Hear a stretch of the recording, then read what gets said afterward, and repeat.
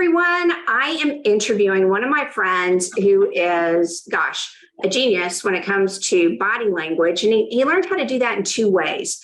One is he was co-founder and CEO, and still is, of Merrill Research. It's a custom full service, multi-dimensional research firm.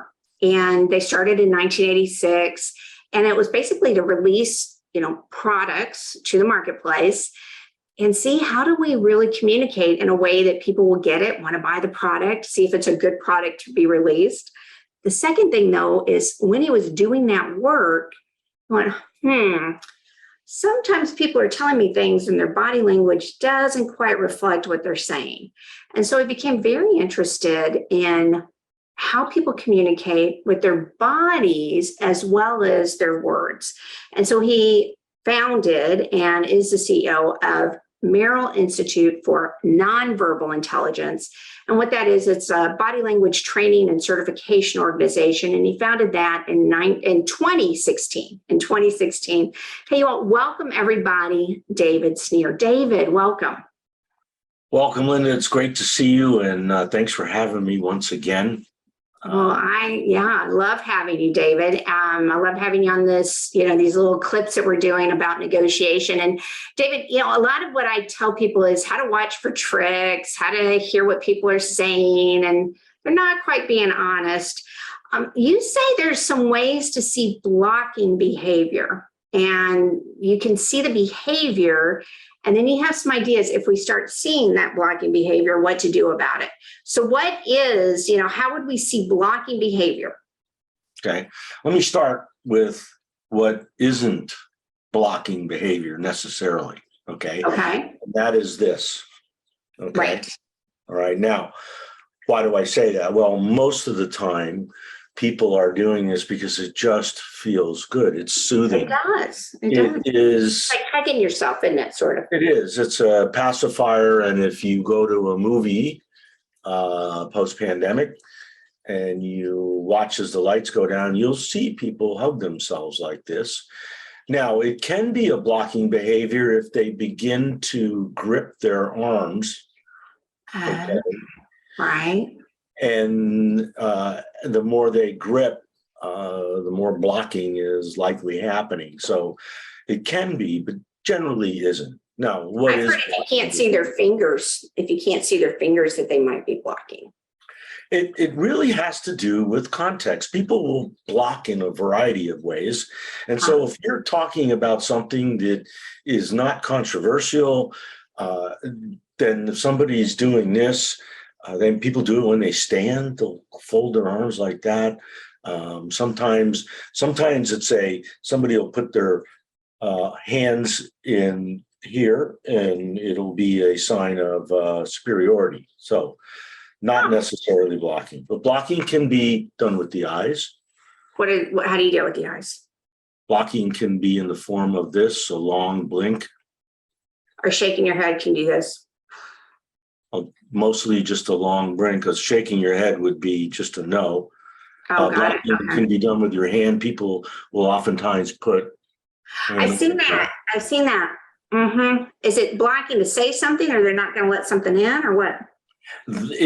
It's almost as if they're really understand that what's coming out of their mouth is not really true, and so they're kind of covering it up. And even teenagers and young kids will do it a lot. Okay. How do you do it with the arms then? It's this thing, but what else is it with the arms? Sometimes people will drape an arm over their torso. Oh, so they're protecting themselves. Yeah, they're blocking there. You can cross your legs, usually Western style, which is almost a complete square and not draped. Are they blocking things coming in or blocking things going out, or both? They're blocking things that are generally coming at them. Okay, so it's a protection mode. Okay. It's a disagreement of some sort. Okay, it's a disagreement. So I'm blocking. I don't want to hear this. This is not something. Anything else that's blocking that you see a lot? I mean, I've seen people actually kind of do this, like go away. Is it, picking? What does picking mean? Lint-picking. What does that mean? Well, you'll see people do this when there's absolutely no lint on their jackets, it's because it's a form of contempt, is I don't really agree with what you're saying, so I'm just going to come over here and try and remove this lint because we're groomers. That is something you will see. Okay. So if I see it, do I say, I see that you're picking some invisible lint, which means that you're contempt? Or do I just go, I wonder what's going on? What would you do if you saw this? If I saw that, I would register it, and then I'd say, so, at this point, tell me what you think. How are we doing here? Is there anything that you disagree? Because if you do disagree, I want to make sure I get that now before it, kind of snowballs into something that I can't turn around. So it's really about pivoting. Yeah, and it's being straight with somebody. It's being pretty straight. Yeah. And it's not manipulative. It may be that they'll say, no, I'm fine. And then you move on. All right. So you check in with them, live in the question. And then you also say that you can take a break. That's right. So how would you do that? Let's say somebody is in a chair, they're leaning back, and they have their right leg crossed over their left leg, so that the soles of their heels, soles of their shoes are showing, and they're grabbing that leg, that cross leg, with their hands. Okay. That would be an extreme form of blocking. What that person is saying is, I'm really not liking this so much that I'm holding on. I'm not feeling comfortable. What I might do is get the person up and out. Say, hey, I'm sorry, I'm thirsty. Let's go take a walk.